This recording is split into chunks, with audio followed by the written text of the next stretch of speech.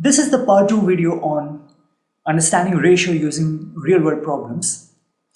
In this problem, we have a person A and a person B. Both these persons decide to start a business. A invests rupees 6,000, B invests rupees 7,500, and after a certain time period, they earn a profit of rupees 36,000. A says that, hey, since we have earned this profit, let's divide this profit equally.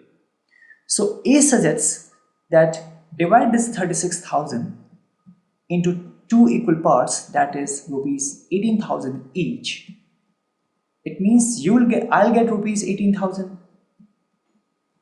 I'll get rupees 18,000 and you will get rupees 18,000. B says that, hey, that's not fair. A says, why?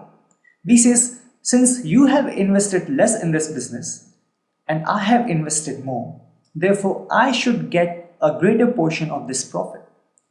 A says that, hey, that's okay, we are friends. B says, no. Money is money, business is business, and there are some rules of business and I'll follow them. A says that, fair enough. What's the rule? B says that we are going to divide this profit in the same ratio in which we invested. So the ratio in which we did investment, the same ratio will be used to divide this profit also. A says that, please explain to me. So B says that, hey, let's find the ratio in which we invested. You invested 6,000. I invested 7,500. This is comparison by division. If we simplify it, we'll get 4 over 5. That is comparison. It tells us 4:5. Remember, B has suggested to find a ratio. This is a comparison of division. That means we are finding ratio. When you will simplify it, that will give you the ratio. So 4:5. A asks, what does that mean? B says that, hey, 4:5 tells us that if you invested rupees 4 and I invested rupees 5, that is, if we invested rupees 9 altogether, then rupees 4 was invested by you and rupees 5 was invested by me. That is, if there is 9 parts, there are total 9 parts, and 4 parts is yours, 5 parts is mine. That is, out of rupees 9, 4 was invested by you and 5 was invested by me. We are going to divide this profit in the same way. That is, if we earn rupees 9, if we have earned a profit of rupees 9, then rupees 4 will be yours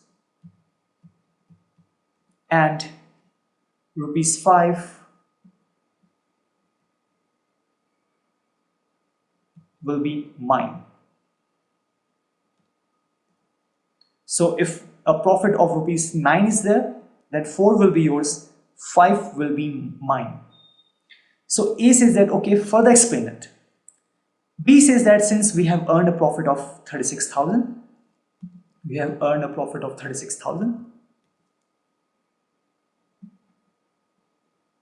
okay. So if I divide this 36,000 by 9, it gives us 4,000, right?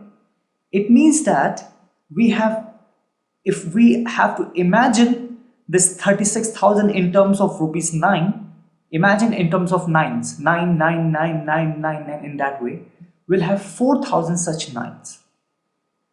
A says, okay. So if we have 4,000 such nines, and if in one 9 you have rupees 4 as your portion, then out of 4,000 it will be 4 times 4,000. Again, in one 9, rupees 4 is of person A. So if we have to imagine this 36,000 in terms of this 9, how many total 9s will be there? Simply divide it by 9, you'll get 4,000. So you'll have 4,000 such 9s. If in each 9 you have rupees 4, then in 4,000 you will have 4 times 4,000. That is rupees 16,000. And if we have 4,000 such 9s, and if in one 9 we have rupees 5 of B, then in 4,000 there will be 5 times 4,000, that will give us rupees 20,000. So A says that means I'll get 16,000 and you'll get 20,000. B says yes, because the ratio in which investment was done, using same ratio we are going to divide this profit also.